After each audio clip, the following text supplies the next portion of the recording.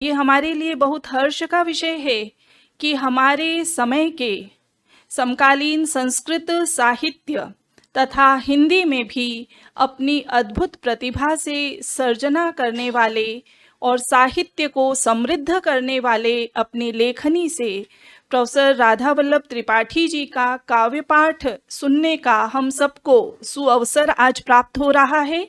मैं प्रोफेसर राधा वल्लभ त्रिपाठी जी से प्रार्थना करती हूँ कि वे मंच को सुशोभित करें और प्रोफेसर भारत रत्न भार्गव जी अध्यक्षता के लिए आमंत्रित हैं। आप अध्यक्षीय पद को यहाँ पर सुशोभित करेंगे।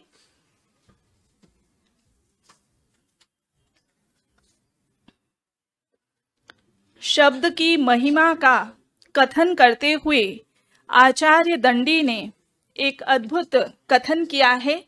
इदम अंधम तमः कृत्स्नम जायेत भुवनत्रयम यदि शब्दावयम ज्योतिरा संसारम न दीप्यते। गहन अंधकार में डूब जाए यह त्रिलोकी यदि प्रकाशित न करे उसे शब्द की अनुपमा ज्योति। और शब्द की अनुपमा ज्योति का आज हम यहाँ पर प्रसार देखेंगे। हमारे मध्य में जो कवि, चिंतक, आलोचक, एक प्रखर आलोचक, एक अद्भुत कवि प्रोफेसर राधा वल्लभ त्रिपाठी जी, जो कि वस्तुतः मुख्य भूमिका निभा रहे थे नाट्य कार्यशाला में, परंतु अब हम उनके दूसरे रूप को देखेंगे। अनेक रूप हैं।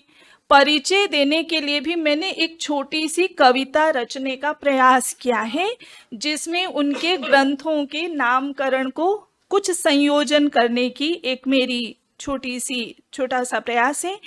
ग्रंथों के आलोक से लोक को कर रहे अनवरत आलोकित, शास्त्र भी हो जाता नया जब अवतरित होता है अभिनव काव्यालंकार बनकर। अभिनव काव्यालंकार सूत्रम आपका काव्य शास्त्रीय ग्रंथ है और नया शास्त्र, नया साहित्य शास्त्र, ये आपके आलोचना की अद्भुत पुस्तक है। समष्टि की अंतरधारा, समष्टि काव्य ग्रंथ है आपका।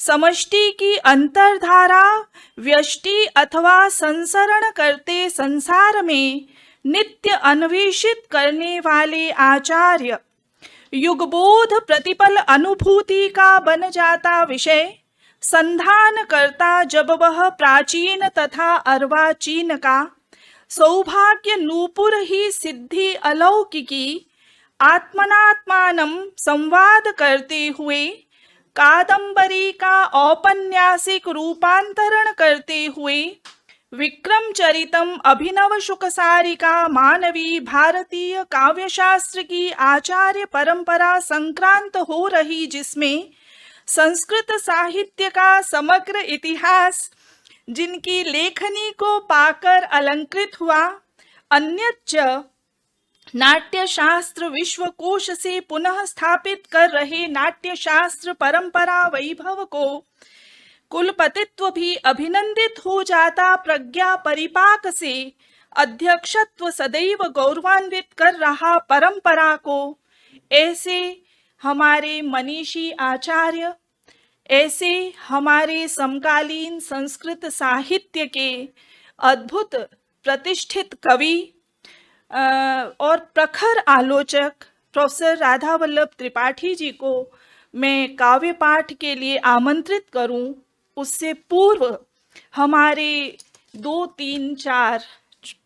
मिनट का समय हमारे प्रतिभागियों में से कविता प्रस्तुति के लिए हम देना चाहते हैं। तो मैं सोच रही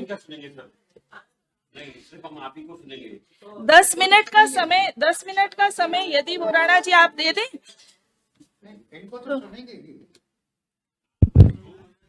देखिए बोराना जी, एक कविता यदि आपने मुझे ऐसा अधिकार दे दिया है यहाँ अध्यक्ष ये कि मेरी बात तो माननी पड़ेगी आपकी। तो सबसे पहली बात ये कि हम इतने सारे प्रतिभागी आए हैं और मैंने देखा है, हाँ अच्छी कविताएं लिखते हैं उन्हें सुनने सुनने का हमें कब सौभाग्य मिलेगा? तो सबसे ज्यादा जरूरी बात है, जहाँ तक प्रोफेसर राधा वल्लभ जी की बात है, उनको तो सुनेंगे ही सुनेंगे, आपको भी सुनेंगे, लेकिन हम सबसे पहले 10 मिनट का समय सर हम आप ले रहे हैं आपके अनुमति से, जिसमें एक एक कविता हमारे प्रतिभागी में से 4 या 5 लोग सुनाते हैं। बहुत ही अच्छी बात ठीक है, बहुत ही तो अच्छी सबसे पहले मैं ये भी डॉक्टर, प्रस्तुति है, परफॉर्मेंस ही है कविता। हाँ सर, वाचिक तो है ही है। समझ लीजिए कार्यशाला का ही अंग है। हिस्सा है। सबसे पहले मैं डॉक्टर पुष्पा गुप्ता महोदया को आमंत्रित करती हूँ। आप बहुत सुंदर कविता लिखती हैं और अब मैडम आप आमंत्रित हैं, डॉक्टर पुष्पा गुप्ता। आइए।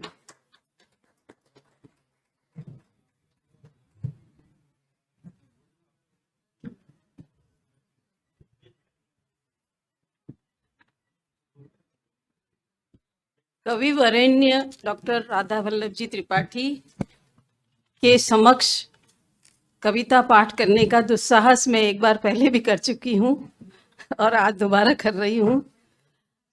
आपको आश्चर्य होगा कि मैंने कविता लिखना 65 साल की उम्र में शुरू किया अरे वाह। और अब 7-8 साल से मैं लिख रही हूँ, केवल स्वांतः सुखाय, कहीं प्रकाशित नहीं की, केवल फेसबुक पे पोस्ट कर देती हूँ। तो आज ही मैंने स्त्री विमर्श पर एक कविता लिखी है जो आपके समक्ष प्रस्तुत कर रही हूँ, जो स्त्री की शक्ति को परिचित कराती है कि कैसे वो विषम परिस्थिति में भी वो क्या सपने ले, एक लड़की क्या सपने लेके आती है विवाह के समय। रंगीन, उसके पैर धरती पर नहीं होते हैं, लेकिन जब वो कठोर यथार्थ की धरती पर पहुंचती है तो उसके सपने चकनाचूर हो जाते हैं। फिर भी वो अपनी आंतरिक ऊर्जा से अपने जीवन को साधती है। यही संदेश है, यही मेरी कविता का। जी। हृदय की ज्वाला बनी दीप शिखा, हृदय में जो अग्नि जल रही थी दुख की, उसी को उसने अपनी शक्ति बना लिया दीप शिखा के रूप में। देखे थे कई रंगीन सपने उसने, हाँ।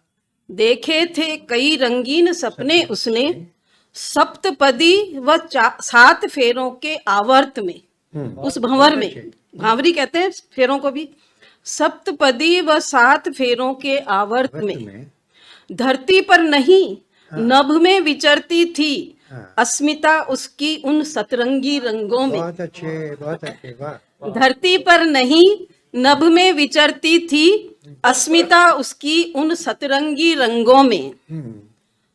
क्या सपने देखती थी? बनूंगी साम्राज्ञी श्वशुर गृह की, ऋग्वेद में आया है कि तू साम्राज्ञी बन।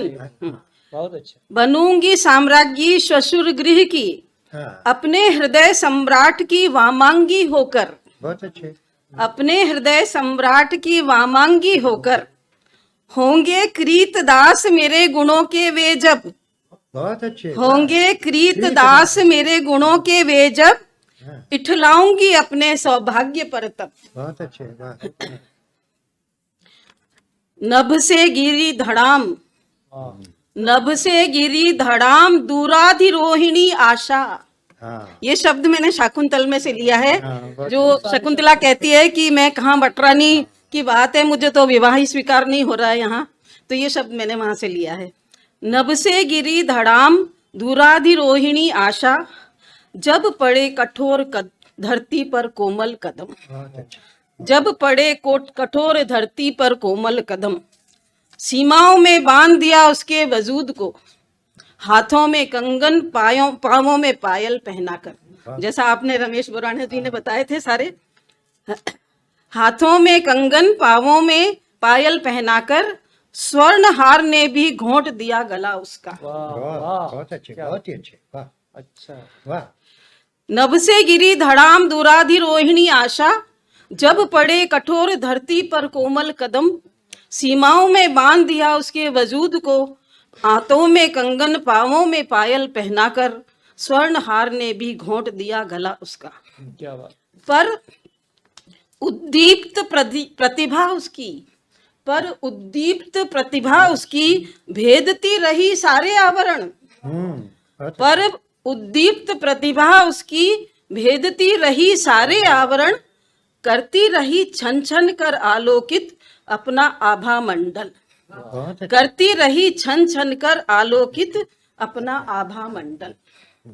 कुछ इस तरह हृदय की ज्वाला को दीप शिखा बनाकर, वाह, कुछ इस तरह हृदय की ज्वाला को दीप शिखा बनाकर प्रज्वलित रखी अनवरत उसने अपनी आत्मज्योति। क्या बात है, बहुत अच्छा। प्रज्वलित रखी उसने अनवरत उसने अपनी आत्मज्योति। धन्यवाद।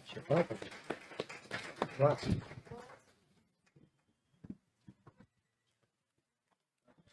स्त्री विमर्श की एक अद्भुत कविता, अभी उसके हम सब साक्षी बने।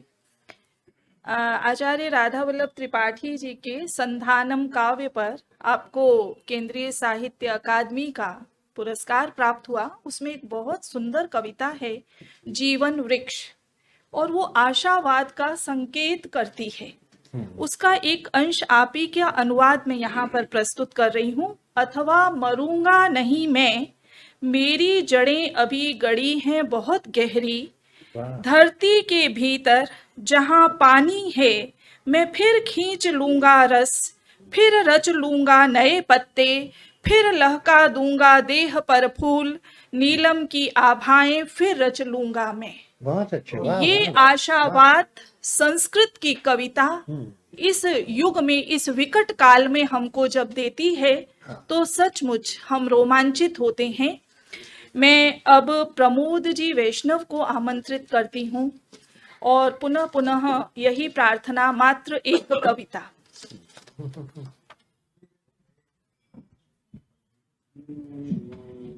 बहुत आपने अच्छी कविता चुनी है।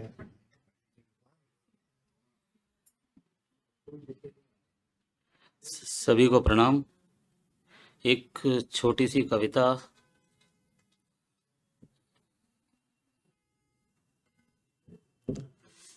भूमिका नहीं बांधूंगा, शायद इस जो लिखा है उसमें आप समझ जाएंगे कि आओ खेलें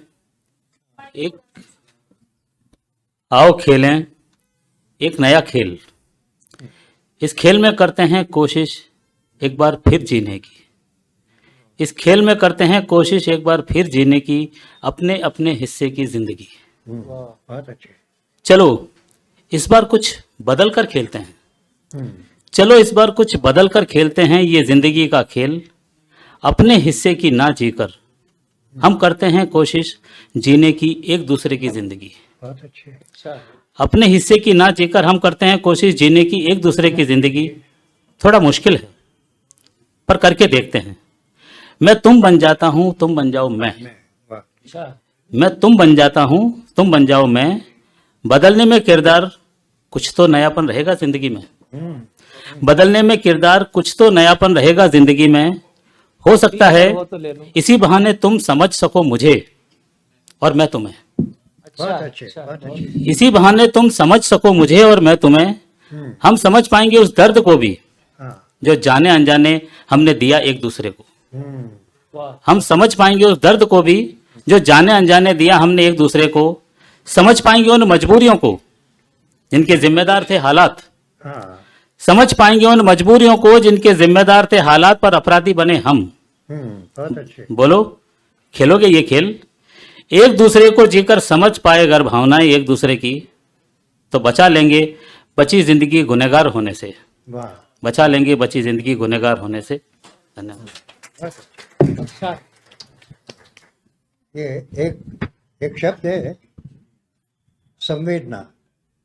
इसका अगर संधि विच्छेद कर लें, संवेदना, इस कविता का मूल तत्व संवेदना।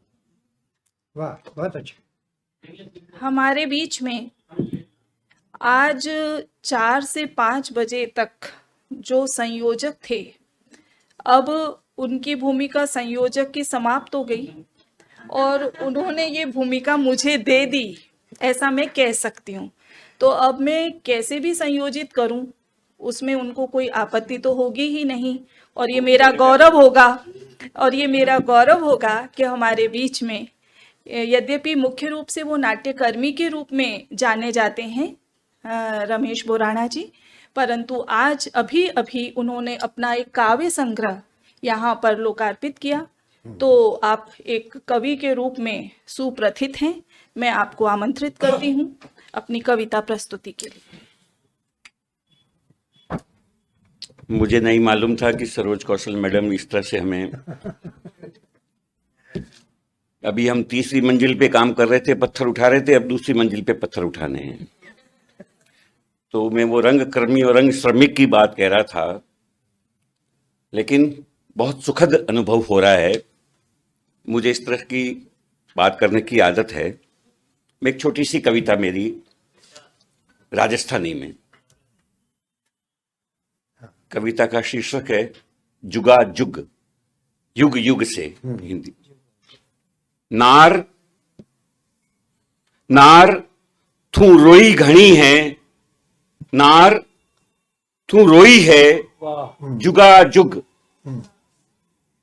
नार तू रोई तू रोई है जुगा जुग, थारी जून में लिख दीनी ही गुलामी। नार तू रोई है जुगा जुग, थारी जून में लिख दीनी ही गुलामी। थारे हाथा पगा घाल दीनी ही सोनारी बेड़ियां। बहुत अच्छा है। हाँ।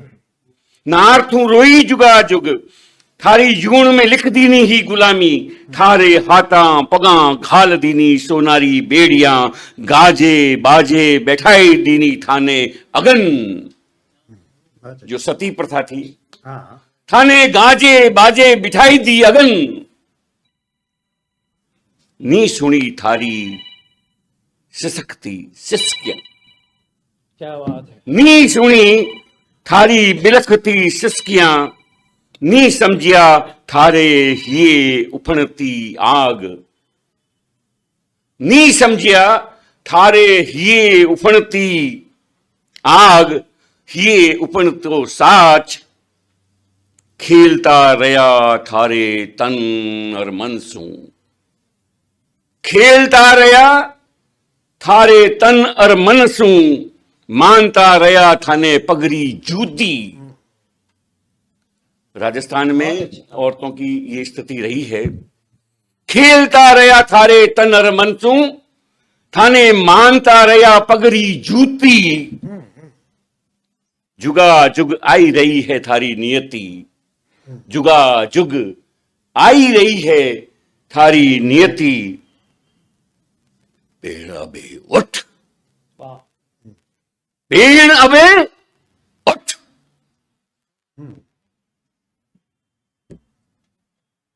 नुए सूरज रे उजास, पेड़ अबे उठ, नुए सूरज रे उजास। तोड़ भरमरी बेड़ियां, बहुत अच्छे। वाह वाह। तोड़ भरमरी बेड़ियां, नियति रे छाती माथे रख पग। ये तेरी छाती। पेड़ उठ, नुए सूरज रे उजास। तोड़ भरमरी बेड़ियां, नियति रे छाती माथे रख पग। समयरी धार माते हो जा सवार, क्या बात बहुत है। अच्छे। वाह बहुत ही बहुत नियति रे छाती माते रख पग। समयरी धार माते हो सवार, धारण कर बदलाव रो बागो।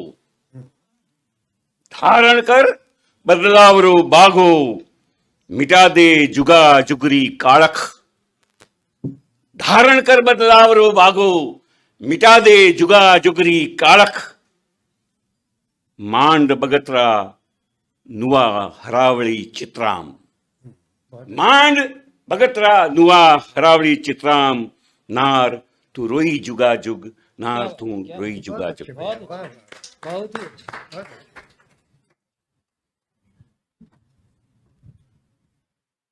यह तो एक तरह से भिन्न भिन्न भाषाओं का कवि संग्रह, कवि गोष्ठी होती हुई प्रतीत हो रही है। बहुत अद्भुत कविता, और इसमें आपकी जो है ना आर्यभटी वृत्ति प्रतीत हो रही थी।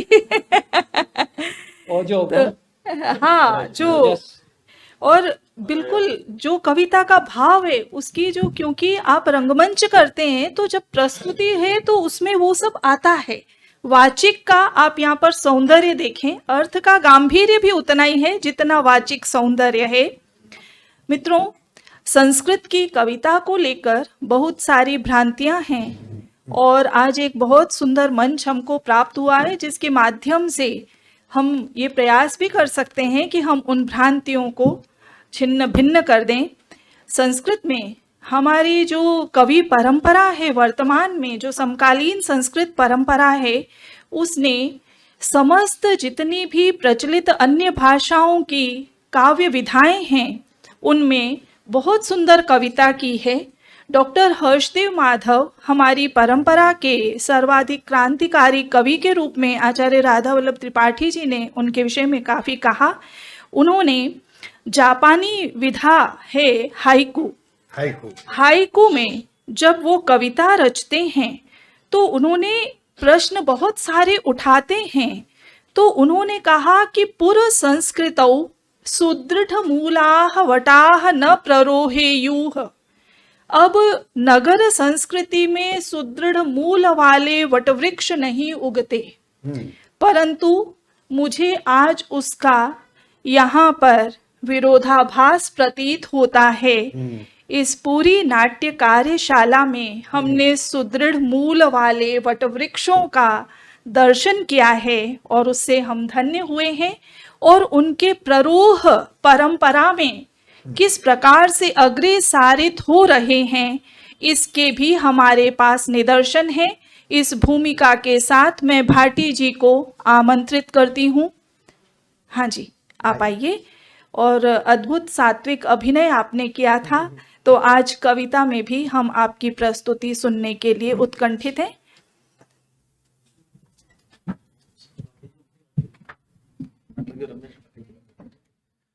प्रणाम सभी गुरुजनों को, प्रणाम मेरा। मैं 3 से 4 मिनट लूँगा सर। सिर्फ 2 छोटी छोटी कविताएं हैं। एक जब मैं कॉलेज में था मैंने लिखी थी, कॉलेज में था जब मैंने लिखना शुरू किया था।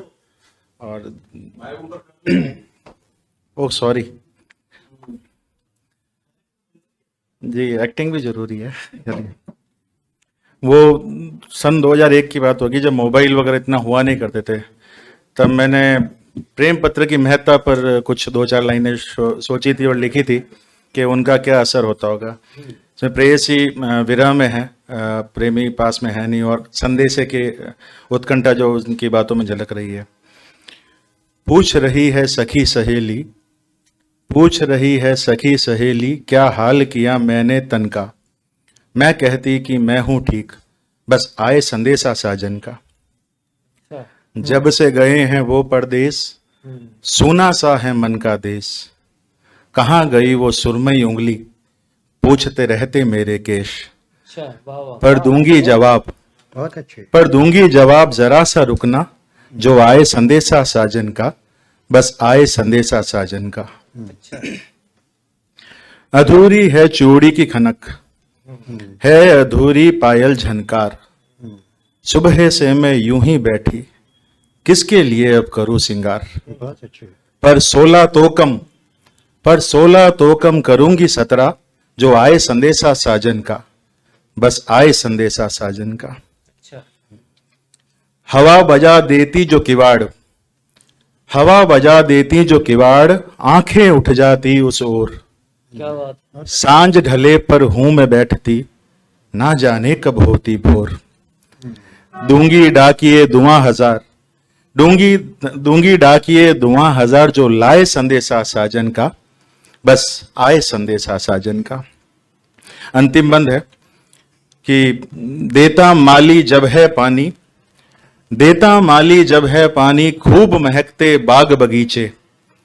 पर तन्हाई की मेरी फसल को, मेरे ही आंसू हैं सींचे। क्या बात। बहुत अच्छे। होठों पे फलेगी खूब मुस्कान, होठों पे फलेगी खूब मुस्कान, जो आए संदेशा साजन का, बस आए संदेशा साजन का। अच्छा,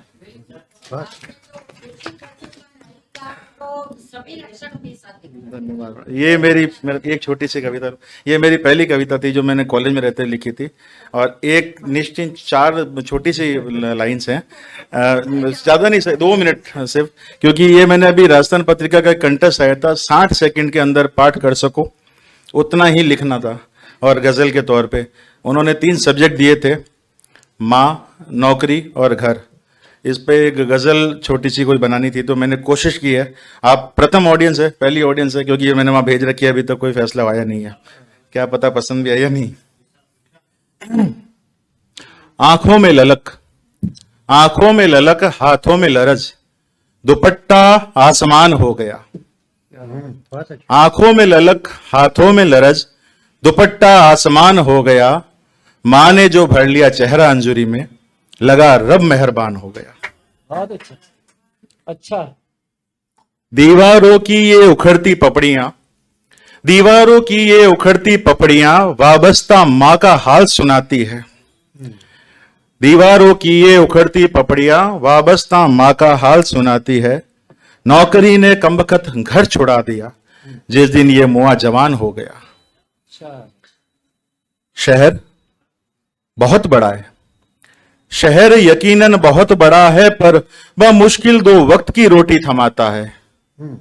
माँ तो कैसे भरती थी हम सबका पेट, मैं तो इतने में हलकान हो गया। अच्छा। अच्छा। लास्ट लाइन है इसमें, लंबी बड़ी बहर की कविता। तेरी आंखों की गीली कोर, तेरी आंखों की गीली कोर मुझे बारिश और छत का रिश्ता समझाती है। तेरी आंखों की गीली कोर मुझे बारिश और छत का रिश्ता समझाती है। बेबसी मेरी की घर की ईंट ईंट पूछे, मियां क्या तू भी मेहमान हो गया। धन्यवाद। बहुत सुंदर। वाह। बहुत ही सुंदर कविताएं हमारे प्रतिभागियों के द्वारा प्रस्तुत की जा रही हैं। और अब मैं अंग्रेजी के हमारे विश्वविद्यालय में अंग्रेजी विभाग में प्राध्यापक सहायक आचार्य डॉक्टर हितेंद्र गोयल को आमंत्रित करती हूँ। एक इनकी पुस्तक भी है फ्रेगमेंटिंग फ्यूरी। हाँ, तो आप अपनी कविता प्रस्तुत करें।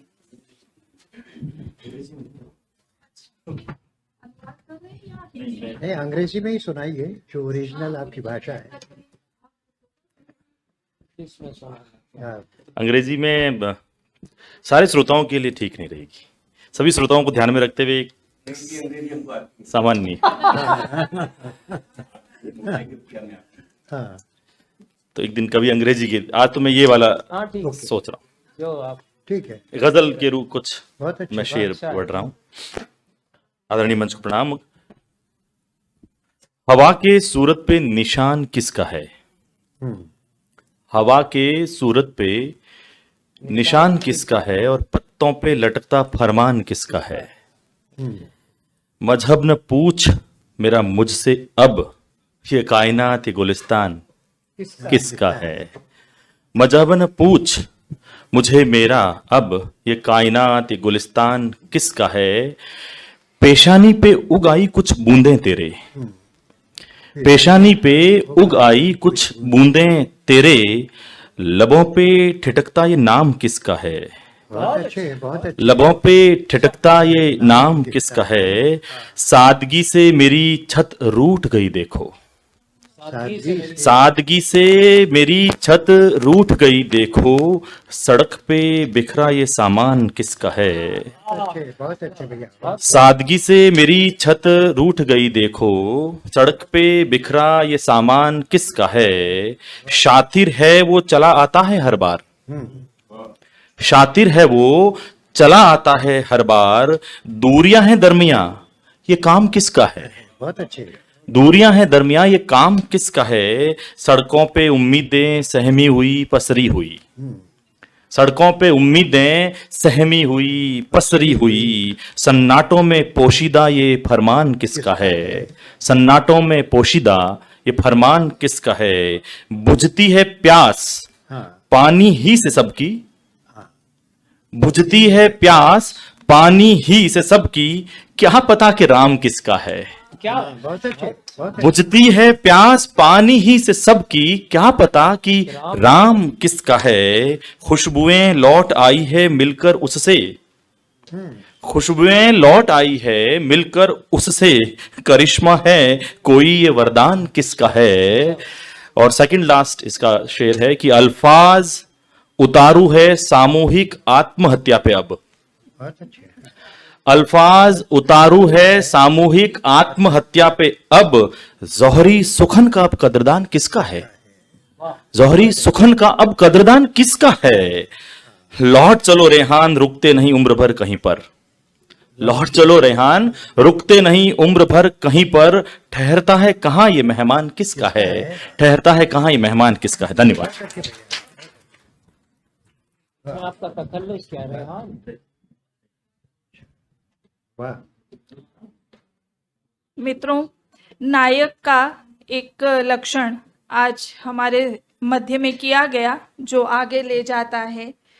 तो नायक और नायिका ये दो शब्द नाट्यशास्त्र के बहुत ही सुप्रसिद्ध शब्द हैं और हमारे आज के जो स्वनामधन्य कवि हैं, आपकी एक बहुत सुंदर कविता है नवा नायिका, और वो कविता इतनी अद्भुत है सर, मुझे कभी लगता है कि आपने उसके चारों बंधों में 4 प्रकार की अपहनुति का बहुत सुंदर प्रयोग किया है, एक अलंकार है। उसका एक बंध आपको सुना देती हूँ। न सा निर्वर्णयति स्वकीयं रूपं चिरं दर्पणे, उपभोग चिह्नानि नखक्षतानि दन्तक्षतानि विलोकयन्ति, उपनेत्रं धृत्वा दैनन्दिन्याम् अंकयति, रजकस्य देयं दुग्धस्य देयम्। आप कहते हैं कि अब जो हमारी नायिका है, जो नवा नायिका है, वो चिरकाल तक दर्पण में श्रृंगार नहीं कर रही, अपने मुख को नहीं निहारती, अपितु वह उपनेत्रम धृत्वा, चश्मा लगाकर, दैनंदिन्याम, कैलेंडर पर, रजकस्य देयम दुग्धस्य देयम, धोबी का हिसाब और दूध का हिसाब लिखती है। कैसी अद्भुत कविता है, और ये संस्कृत कविता है। क्या बात है, वाह। तो जो भ्रम है, आज वो भ्रम यहाँ से टूट जाए। इसके बाद कोई ये न कहे कि संस्कृत नाटक क्यों और संस्कृत कविता क्यों। इस भूमिका के साथ रमेश बोहरा जी एक कविता आपकी लेकर, उसके पश्चात फिर हम अपने आ जाइए।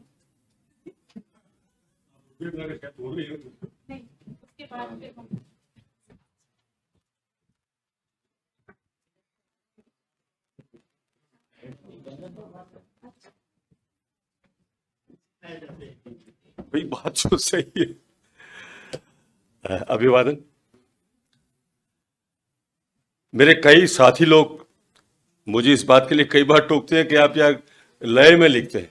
नागार्जुन बाबा से मेरी मुलाकात हुई थी, उन्होंने मेरी कुछ रचनाएं सुनी और मुझे खुशी है कि उन्होंने मेरी रचनाओं को पसंद किया और इस बात को बहुत जोर देकर कहा कि रचनाओं में, कविता में लय होना जरूरी है, तुकबंदी जरूरी नहीं है।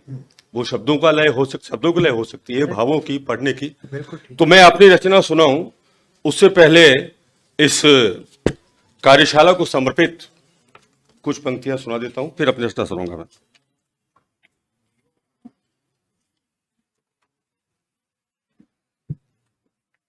मैंने अभी दिन में कहा था कि बड़ा अच्छा सौभाग्य है कि 6 योग यहां बने हैं और शुभ भी होते हैं। समर्पित है कि नटनागर राधा वल्लभ और प्रभु नटराज महेश, भारत भरत सहित पधारे नाट्यविद मरु प्रदेश। भरत मुनि का पुण्य स्मरण, भार्गव ठक्कर आए, निष्ठा तनिक न डोली इनकी, नाट्य पाठ पढ़ाए। कि नाट्य धर्म की व्याख्या कर विस्तृत पाठ पढ़ाया, नाट्य शास्त्र मर्म विधान नाट्य कर्मियों को सिखाया। मैंने अभी भी लिखी है कि मुख्यमंत्री भी हुए प्रभावित, नई राह खुलने को है कि मरुधरा में नाट्य शास्त्र की धारा अब बहने को है। कि स्वागत, अभिवादन, आभार है हे विद्वज्जन आपका, जिज्ञासा बढ़ गई समझने महत्व भरत नाट्य शास्त्र का। बहुत अच्छे, वाह। क्योंकि अचानक मिला मुझे आदेश पढ़ने का थोड़ी देर पहले ही, तो मैं जो याद है वही सुना देता हूं। जैसा मैंने कहा कि लय मेरी रचनाओं में आ जाती है, आप इनके शब्दों पे गौर कीजिएगा। जो मैं ओ मेरे प्यारे देश, तेरा बिगड़ गया परिवेश, तेरा नाम हुआ बदनाम, फिर भी तुझको करूं प्रणाम। ओ मेरे प्यारे देश, तेरा बिगड़ गया परिवेश, तेरा नाम हुआ बदनाम फिर भी तुझको करूं प्रणाम। कि वो सुरसरी जिसमें लोगों के पाप धुला करते थे, कि वो सुरसरी जिसमें लोगों के पाप धुला करते थे, उसमें अब लोगों के संस्कार धुला करते हैं। कि बचा खुचा कुछ धर्म शेष आता पंडों के काम, तेरा नाम हुआ बदनाम फिर भी तुझको करूं प्रणाम। अगली पंक्ति पर गौर कीजिएगा कि भ्रष्टाचार के हिमगिरी से, भ्रष्टाचार के हिमगिरी से दुराचारिणी नदियां बहती हैं। बहुत अच्छे भैया। कि ले डूबेगी ना जाने कब सदाचारिणी नावें डरती हैं। कि भ्रष्टाचार के हिमगिरी से दुराचारिणी नदियां बहती हैं, ले डूबेगी न जाने कब सदाचारिणी नावें डरती हैं। शीलवान कगार हुए हैं मौन और गुमनाम, तेरा नाम हुआ बदनाम फिर भी तुझको करूं प्रणाम। एक खुद के ऊपर सोचने की बात को मैं रेखांकित कर रहा हूं, बस अंतिम बंद है कि सोच के देखो इन वर्षों में क्या खोया क्या पाया है। सोच के देखो इन वर्षों में क्या खोया क्या पाया है। जितनी जिसकी क्षमता उतना देश को उसने खाया है। कि सोच के देखो इन वर्षों में क्या खोया क्या पाया है। जिसकी जितनी क्षमता उतना देश को उसने खाया है। कि हर कुर्सी पर लालू बैठा हर पद पर सुख राम, तेरा नाम हुआ बदनाम फिर भी तुझको करूं प्रणाम। बहुत अच्छे भैया। अच्छा,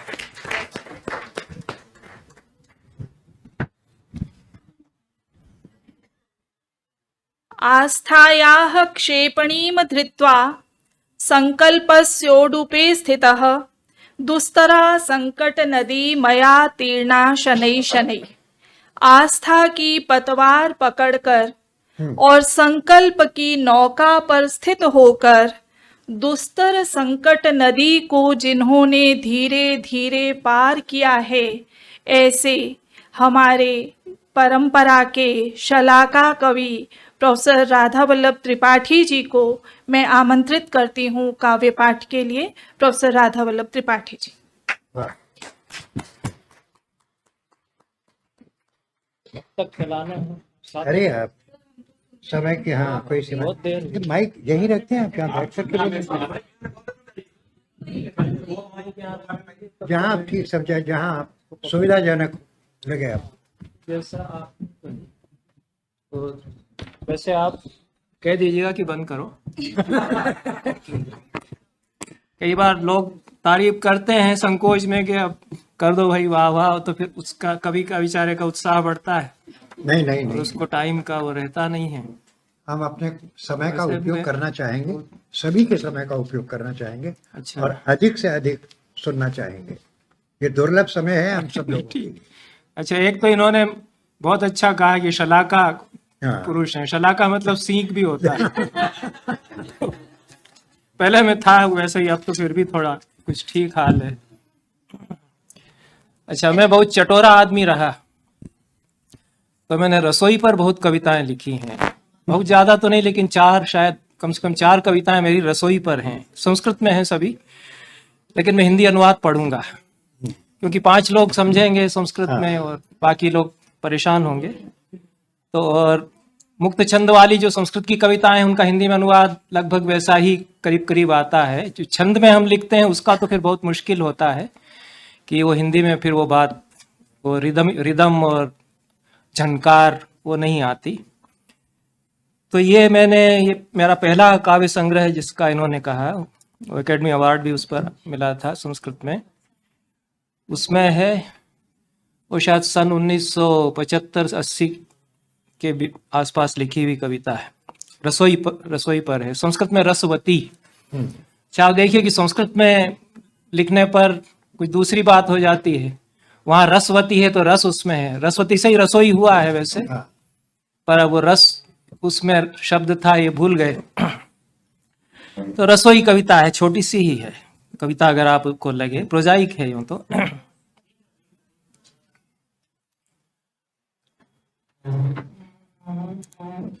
प्याज काटते समय आंखों से निकले खारे खारे आंसू, उसके साथ अचानक ओठों से फूट पड़ी मीठी हंसी।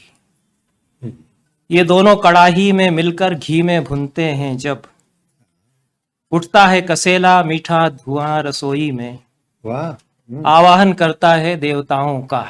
बहुत अच्छे, ये वाह। उस समय की कविता है जब गैस चूल्हे वगैरह नहीं होते थे। हमने तो अपनी माँ को देखा वो लकड़ी के चूल्हे में ही बनाते। डॉक्टर साहब फिर से बोले। प्याज काटते समय आंखों से निकले खारे खारे आंसू, उसके साथ अचानक ओठों से फूट पड़ी मीठी हंसी। हाँ, वाह। थोड़ा सा वही जमावट एक की, वो खारे खारे हैं और ये मीठी है। हाँ, और बात रसोई की चूंकि है तो उसमें अलग-अलग चटोरापन रस। होना ही चाहिए।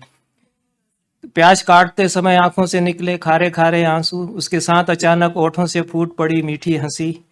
ये दोनों कड़ाही में मिलकर घी में भुनते हैं जब, हाँ, उठता है कसेला मीठा धुआं रसोई में, आवाहन करता है देवताओं का। तब हल्दी का उजला रूप रचा, धनिये की सुगंध में बसी, उतरती है अन्नपूर्णा साक्षात रसोई में, अन्न के देव को करती साकार। वाह। इतनी रस निष्पत्ति रसोई में, कढ़ाई में रस निष्पत्ति हो रही है। और थोड़ा सा, क्योंकि संस्कृत मूल नहीं सुना रहा हूँ, उसकी जो आखिरी पंक्ति है वो अन्न ब्रह्म साकार यंती। तो हिंदी में हमको लगा कि अन्न ब्रह्म कहेंगे तो भारी हो जाएगा, लेकिन वहां तो चूंकि अन्न ब्रह्म एक कॉन्सेप्ट है उपनिषद का, अन्न ही ब्रह्म है, शब्द तो ब्रह्म की वहां वजह। अन्न ब्रह्म साकार यंती ऐसा कहा है। यहाँ ये एक कविता थी। अब कौन सी सुना दूं? एक ये मैडम प्रयोग- प्रयोग। क्या सरोज, बात है, वाह। हाँ ये भी हिंदी अनुवाद ही पढ़ देता हूँ। हाँ, इन्होंने बहुत इसकी चर्चा की है और अपनी अपनी रुचि से पसंद आती हैं। मैं तो भूल गया लिख करके, और इन्होंने कहा कि अरे ये तो बहुत अच्छी आपकी कविता है।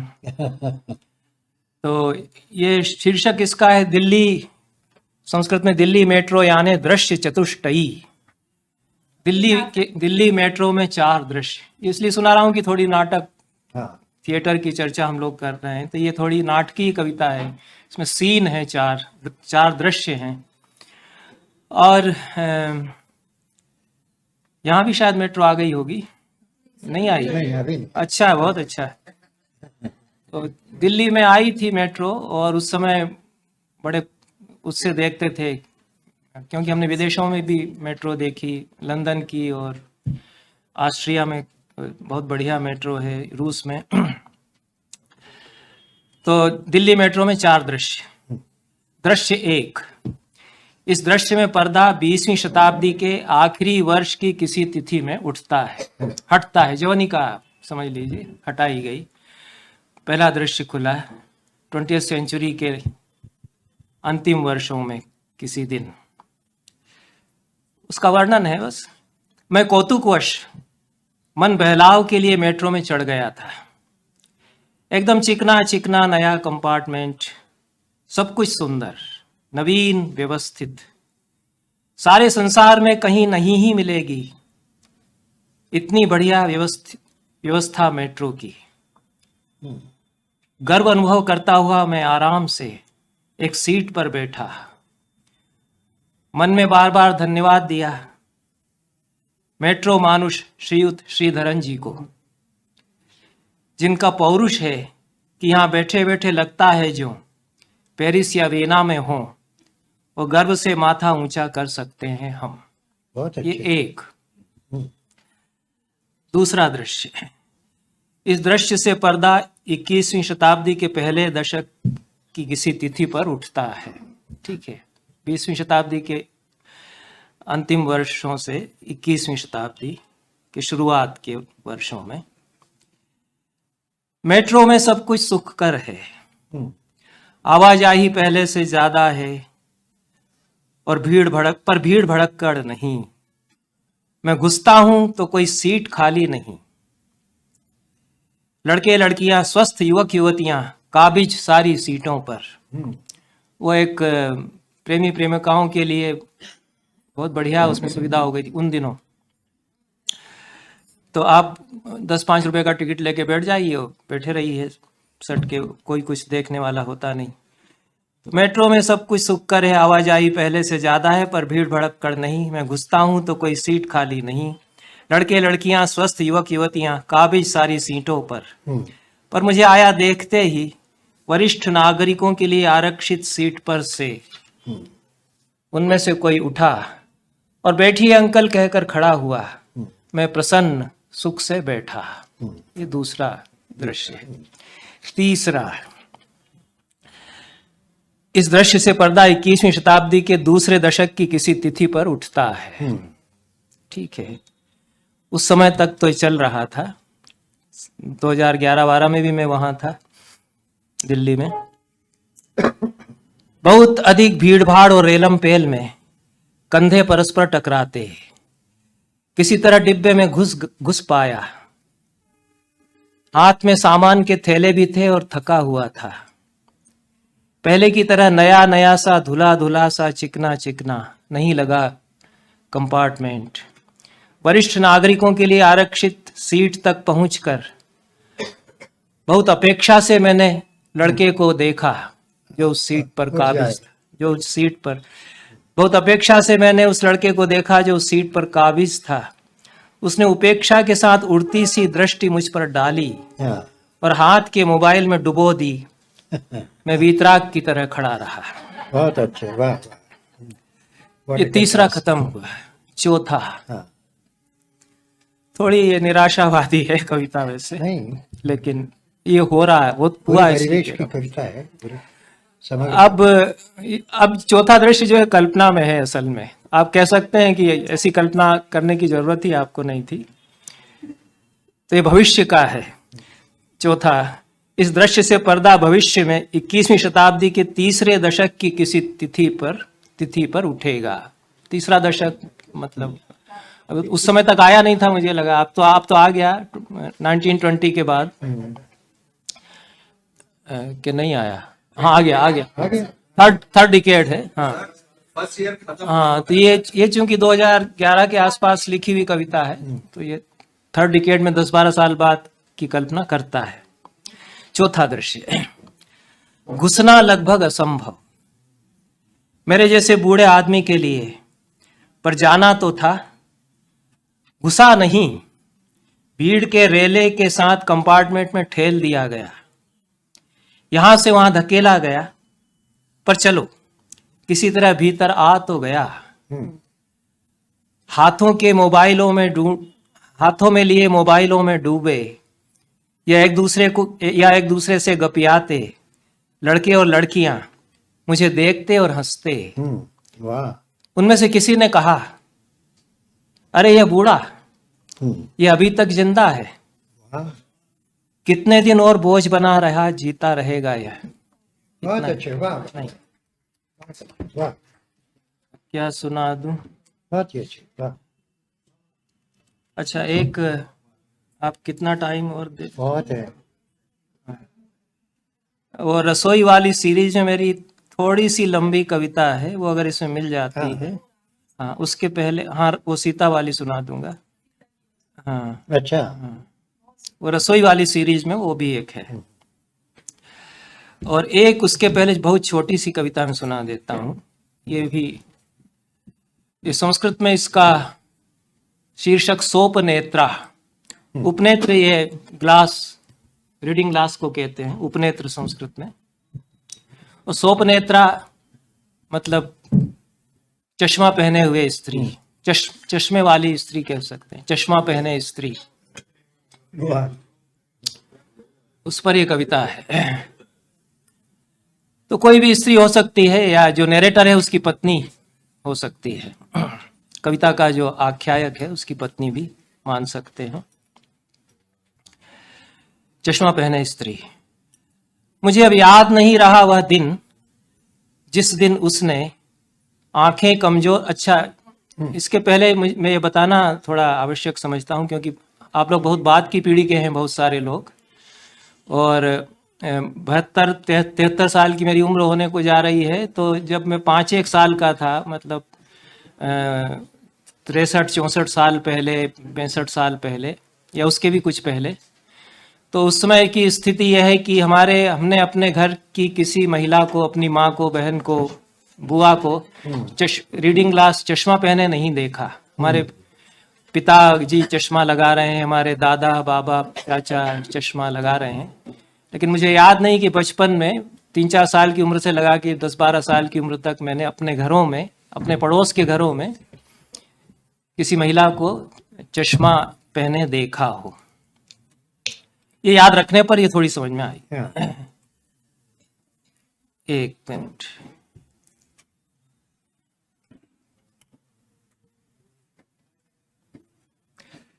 मुझे अब याद नहीं रहा वह दिन जिस दिन उसने आंखें कमजोर होने पर पहली बार पहना था चश्मा।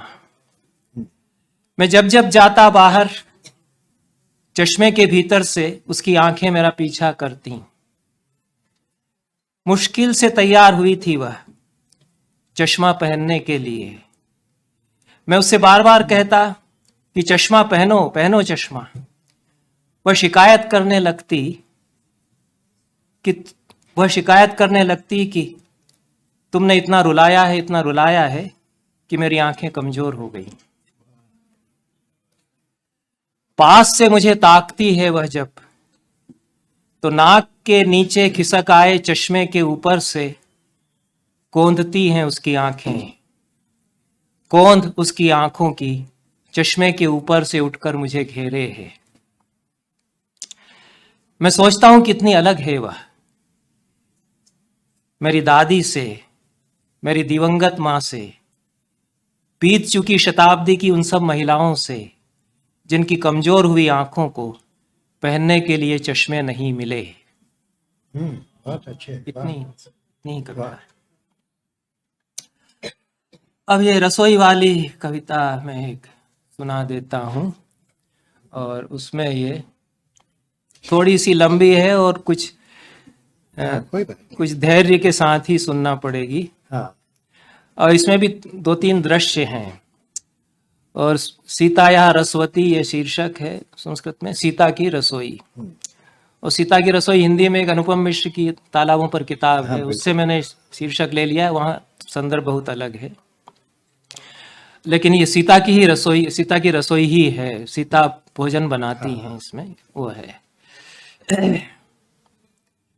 और जंगल में है, पंचवटी में कहीं है, जहाँ वनवास के समय सीता भोजन बनाती हैं, क्योंकि वहां तो बनाना पड़ेगा।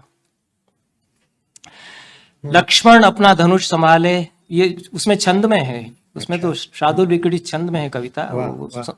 छंद में सुनाने पर वो उसकी अच्छी लगेगी उस तरह से। ये अनुवाद है मुक्त उस तरह से।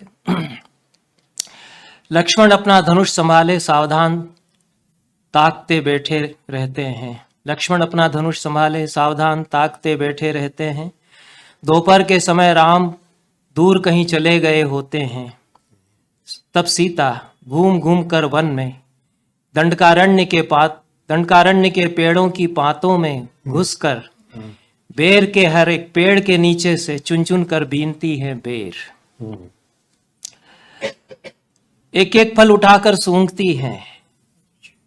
बेर की खटमिट्टी गंध से फड़कते हैं उनके नथुने। बेर के रंग पर चमक उठते हैं उनके नयन। और उमकता है मन एक एक बेर निरख कर कि यह वाला अच्छा लगेगा ही राम को। वे किसी को फेंक देती हैं, किसी को परख कर रखती हैं। उनकी अंगुलियां कब कितनी छिल गई हैं उन्हें भान ही नहीं है। बेर में कांटे होते हैं। वे किसी को फेंक देती हैं, किसी को परख कर रखती हैं। उनकी अंगुलियां कब कितनी छिल गई हैं उन्हें भान ही नहीं है।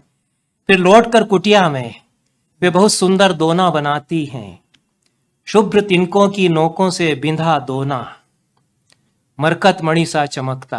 बहुत अच्छे। ये हम लोगों ने देखा है, पलाश के पेड़ से, पलाश के पत्ते से दोने बनते थे। अब तो नहीं कहीं, आपको शायद अब जानकारी भी ना हो कि दोने कैसे दिखते थे, लेकिन बहुत हरा रंग जो पलाश के पत्ते का होता है वो दोने के लिए बहुत अच्छा रहता है। हम लोगों ने बनाए बचपन में दोने। वे किसी को फेंक देती हैं, किसी को परख कर रखती हैं, उनकी उंगलियां कब कितनी छिल गई हैं उन्हें भान ही नहीं है। फिर लौट कर कुटिया में वे बहुत सुंदर दोना बनाती हैं, शुभ्र तिनकों की नोकों से बिंधा दोना, मरकत मणि सा चमकता। नीलम को कहते हैं। राम के आने पर उनके आगे रख देती हैं वे दोने में सजे बेर। राम उठाते हैं बेर, राम उठाते हैं एक बेर, कुतरते भी हैं, फिर कहते हैं कुछ मुंह लटका कर, बेर तो बस वे थे जो एक बार कोई शबरी खिला गई थी। बहुत अच्छे। वैसे बेर फिर खाने को नहीं मिले। थोड़ा सा एनाक्रोनिज्म है वैसे, लेकिन चलने दीजिए। शबरी और कोई, शबरियां तो कई आई उनकी। तो वे बहुत सुंदर दोना बनाती हैं, शुभ्र तिनकों की नोकों से बिंधा दोना, मरकत मणि सा चमकता। राम के आने पर उनके आगे रख देती हैं वे दोने में सजे बेर। राम उठाते हैं बेर, कुतरते भी हैं, फिर कहते हैं कुछ मुंह लटका कर, बेर तो बस वे थे जो एक बार कोई शबरी खिला गई थी। वैसे बेर फिर खाने को नहीं मिले। कुछ का कुछ हो जाता है सीता का मन, और डबडबाने को होती हैं उनकी आंखें। इतना ही एक दृश्य। वाह। दूसरा है, कितने घंटों धान बीनती रहती हैं वे, तिन्नी धान, मोरधन। अब ये जीवन की आप कल्पना करना मुश्किल है। जो जंगलों में मुनि लोग रहते थे वो खेती का अनाज नहीं लेते हैं, और बहुत सारे जंगली अनाज होते हैं जो अपने आप उगते हैं, फिर उनको उनकी गिर जाते हैं दाने, तो उनको बीन करके ही, वो इनकी तपस्या का अंग है, ये भी बीन करके ही अनाज लाती हैं। कितने घंटों धान बीनती रहती हैं वे, तिन्नी धान, मोरधन। झाड़ियों से हाथ लहूलुहान भी हो जाते हैं, फिर लौट कर बनाती हैं खीर। महक है खीर में, मुंह में पानी की बाढ़ आ जाए ऐसी। वे जानती हैं राम को पसंद है खीर,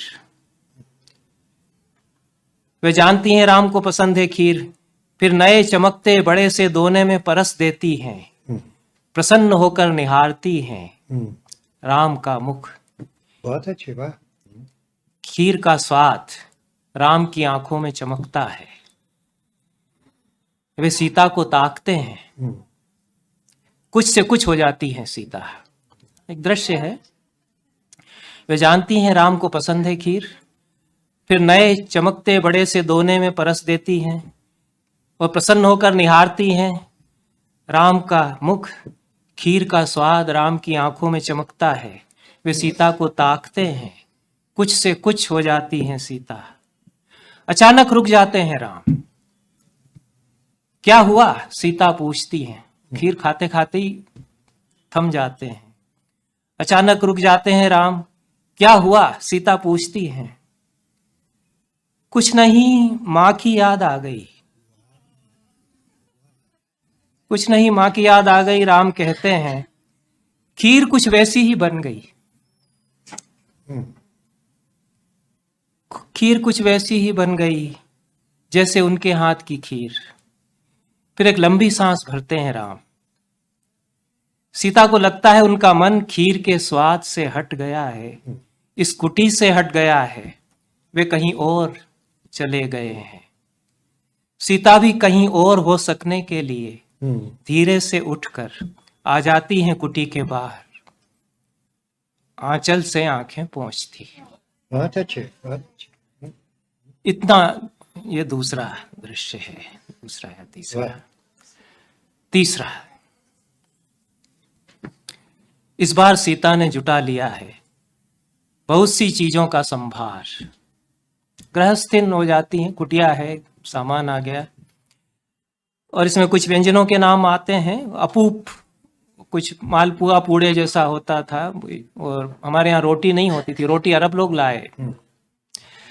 और भी बहुत सारे व्यंजन हमारे यहाँ जो नहीं होते थे। तो ये, लेकिन खीर जिसको कहते हैं, ओदन भात तो होता ही था। इस बार सीता ने जुटा लिया है बहुत सी चीजों का संभार, अपूप भी है, भात भी और कई कई तरह के शाक। पत्तल बनाने में उन्होंने एक पूरा पहर लगाया। वो पतले भी हम लोगों ने बनाई हैं, इतनी लंबी इतनी बड़ी थाली जैसी बन जाती है उसी पत्तों से। अब तो मशीन से बनी आने लग गई और वो प्लास्टिक लेमिनेटेड कागज से बन के आती है। इस बार सीता ने जुटा लिया है बहुत सी चीज़ों का संभार, अपूप भी हैं, भात भी और कई तरह के शाक। पत्तल बनाने में उन्होंने एक पूरा पहर लगाया। राम तो कई बार कह चुके हैं, तुम्हारे हाथों की पत्तल, उसमें झिलमिलाते दिखते हैं चंद्रमा और तारे, उसमें समाया रहता है सारा संसार और स्वाद। राम की प्रशंसाएं याद कर लाज लाज से लाल हो जाते जानकी के कपोल। सामने बैठ गए हैं राम, लाओ बहुत भूख लगी है यह कहकर। कड़ाही से गर्म गर्म अपूप निकाल कर झटझट परसती जाती है सीता। परस कर मुदित मन राम का रूप निहारती हैं जानकी। राम भी तो कितने प्रसन्न, मुग्ध भाव से सीता को ताकते रह गए हैं। फिर अपूप का कवल तोड़कर खाने को होते हैं कि अचानक रुक जाते हैं राम। सामने बैठ गए हैं राम, लाओ बहुत भूख लगी है यह कहकर। कड़ाई से गर्म गर्म अपूप निकालकर झटझट परसती जाती हैं सीता। परस कर मुदित मन राम का रूप निहारती हैं जानकी। राम भी तो कितने प्रसन्न, मुग्ध सीता को ताकते रह गए हैं। फिर अपूप का एक कवल तोड़कर खाने को होते हैं कि अचानक रुक जाते हैं राम। ऊपर शून्य में ही कहीं अटक जाते हैं उनके नयन। क्या हुआ? सीता फिर पूछती है। सीता, पिता, कहीं भूखे तो नहीं होंगे वहां? वाह वाह, सीता, पिता, कहीं भूखे तो नहीं होंगे वहां? बहुत आतुर स्वर में कहते हैं राम। उनकी तिथि कब है? पहले कुछ खा तो लो, सीता कहती हैं। हाँ, पहले खा लेता हूं, कहकर वे कोर मुंह तक ले जाते हैं। सीता जानती हैं अब उनका मन नहीं है। वे यह सोच रहे हैं कि तिथि आने पर किन किन पदार्थों से करेंगे पिता का श्राद्ध, पिता का तर्पण। कितना कितना तो करती हैं उनको प्रसन्न रखने के लिए जतन, पर हर बार कुछ का कुछ क्यों हो जाता है? सीता सोचती रह जाती है। कितना कितना तो करती हैं उनको प्रसन्न रखने के लिए जतन, पर हर बार कुछ का कुछ क्यों हो जाता है? सीता सोचती रह जाती हैं, सोचती हैं और फिर आशा में हुलसती हैं। फिर नई सामग्री से नई रसोई बनाने की तैयारी में जुट जाती हैं सीता। बहुत अच्छे, वाह वाह वाह, क्या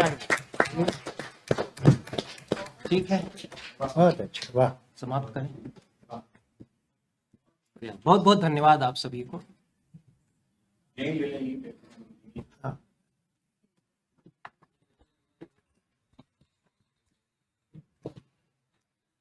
बहुत ही बढ़िया, वाह। बहुत सुंदर काव्य पाठ और आपकी जो प्रतिज्ञा आपकी संस्कृत गजल में आप करते हैं उसको आज हमने यहाँ पर साक्षात घटित होते हुए पाया। आप अपनी एक गजल में कहते हैं, यथा सर्पः स्वनिर्मोकं जीर्णं जहन् नवं वहेत् हित्वा जीर्णत्वमात्मीयं नवं जाये पुनः पुनः।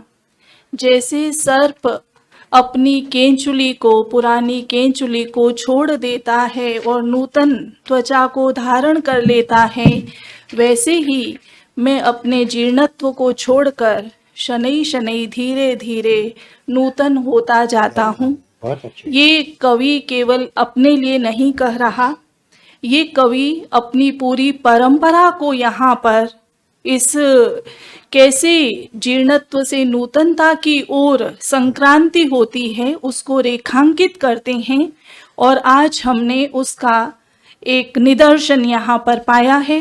हम स्वयं को धन्य मानते हैं कि हमने आपके मुखारविंद से आपकी कविता का पाठ सुना है। मैं अध्यक्षीय वक्तव्य के लिए माननीय प्रोफेसर भारत रत्न भार्गव जी को आमंत्रित करती हूँ। प्रोफेसर भार्गव जी।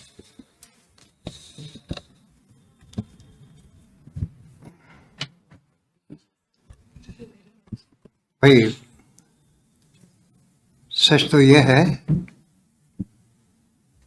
कि इतनी अच्छी कविताओं का आस्वादन यह अपेक्षा से कहीं अधिक।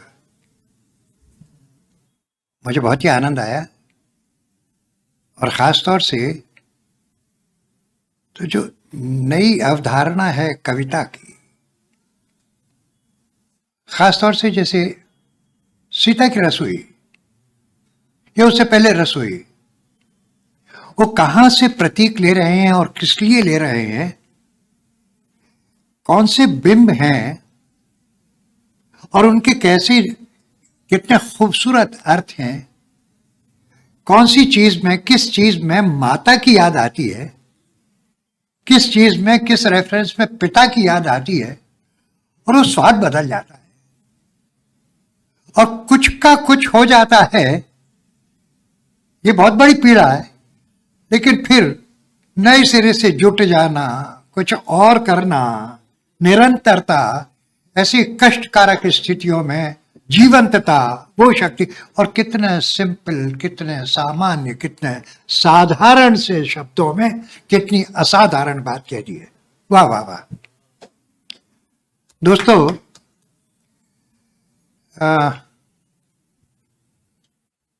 मैं, अगर आप इजाजत दें तो मुझे अपनी कुछ पुरानी चीज याद आ गई। बहुत अच्छा, स्वागत। मैं अब तो नहीं लिख रहा, अब मैं रूपांतर कर रहा हूं पद्य में, जो पुराना अभ्यास था। लेकिन मैं आपको अपनी जवानी के दिनों में ले जाना चाहता हूं, यानी लगभग 50-55 साल पहले। उस वक्त मैं लिख रहा था, और कॉलेज यूनिवर्सिटीज के डेज, उस वक्त का राजनीतिक वातावरण, सामाजिक वातावरण, आक्रोश, विद्रोह, वो जो नई पीढ़ी में होता है सामान्यतः, उस वक्त तो बहुत ही ज्यादा था। तो मुझे पता नहीं, मुझे जितनी याद आएगी उतनी मैं बोल दूंगा, और अगर याद ना आए तो आप मुझे क्षमा करें, मैं भूल जाऊं तो। ऐसी स्थिति में माफ करना दोस्त, अपनी प्रेमिकाओं की सरगोशियों या उत्तेजक ऋतुनायिकाओं की बदलती पोशाकों को सौंदर्य प्रतीकों की दुहाई देकर तारीफें लूटना न मेरा मकसद है और न कविता का। क्या बात है। माफ करना दोस्त, अपनी प्रेमिकाओं की सरगोशियों या उत्तेजक ऋतु नायिकाओं की बदलती पोशाकों को सौंदर्य प्रतीकों की दुहाई देकर तारीफें लूटना न मेरा मकसद है और न कविता का। खास तौर से उस वक्त जबकि मेरे मानस में हो गए रक्त कमरों का पराग केशर छीनकर बदतमीज फिजाओं के षड्यंत्रकारी हाथों ने उनके अधरों पर बारूदी चिंगारियां रख दी हों, ये महफिल कितनी बेमानी हो जाती है मेरे लिए। बहुत अच्छा। प्रजातंत्र एक टकसाल है, प्रजातंत्र एक टकसाल है जहां ईमान सिक्कों में ढल रहा है और सिक्के आश्वासनों की तरह खनखनाते हैं। बहुत अच्छा, बहुत बढ़िया। करोड़ों करोड़ गूंगे सवाल घुटनों में सिर दिए सोचते हैं आदमी कैसे बन जाता है सिक्का। आश्वासनों के इशारे पर कैसे झपट्टा मारकर ले उड़ती हैं हवाएं अधरंगे मुर्दा शरीर का कफन। रोहिताश, कहीं तुमने तो दोबारा जन्म नहीं लिया। क्या बात है। सवाल गौर करने का है लोकसभा में, सवाल गौर करने का है लोकसभा में, क्या मेरे देश में भूख से मौत हो सकती है? जवाब सरकारी गणित की तरह साफ है, क्योंकि भूख से मौत का अर्थ है गरीबी से मौत, और गरीबी इंसान का सबसे बड़ा गुनाह है। इसलिए साबित हुआ कि मेरे देश में आदमी भूख से नहीं गुनाहों से मरता है। सवाल गौर करने का है लोकसभा में कि उस वक्त की बात है। देखिए, मैंने आपसे कहा मैं जवानी की दिनों में ले जा रहा हूं आपको। सवाल गौर करने का है लोकसभा में, क्या मेरे देश में भूख से मौत हो सकती है? जवाब सरकारी गणित की तरह साफ है, क्योंकि भूख से मौत का अर्थ है गरीबी से मौत, और गरीबी इंसान का सबसे बड़ा गुनाह है। इसलिए साबित हुआ कि मेरे देश में आदमी भूख से नहीं गुनाहों से मरता है। सवाल गौर करने का नहीं, बहस करने का है। बहस एक गंगा है बहती हुई हाथ और पाप धोने के लिए। बहस एक गंगा है बहती हुई हाथ और पाप धोने के लिए। कैसे जादू सा हो रहा है ये। हर बार कोई शिखंडी संसद की मेज पर खड़ा होकर कहता है अश्वत्थामा हाथ है, और हर बार कोई सेनापति धनुष गिरा देता है। कैसा जादू सा हो रहा है। हर बार कोई शिखंडी संसद की मेज पर खड़ा होकर कहता है अश्वत्थामा हाथ है, और हर बार कोई सेनापति धनुष गिरा देता है। हाँ, वे बहुत बड़े जादूगर हैं दोस्त। उन्होंने क्षमा करें, बूढ़ा हो गया हूं मैं। Thank you very much. वो पुराना मुझे लगा कि इस मौके पर इतना सारे लोग हैं, दिला दूं। लेकिन आज की गोष्ठी और ख़ास तौर से आप सभी लोगों में जो मुझे कविता का दिग्दर्शन, ख़ास तौर से उसके जो प्रतीक और बिंब हैं, मुझे बहुत अच्छे लगे। और ख़ास तौर से हम राधा वल्लभ जी की तो क्या बात है। ये ऐसा नहीं कि मुझे इनकी कविताएं पढ़ने का मौका नहीं मिला, लेकिन इनके मुंह से सुन करके आज बहुत अच्छा लगा।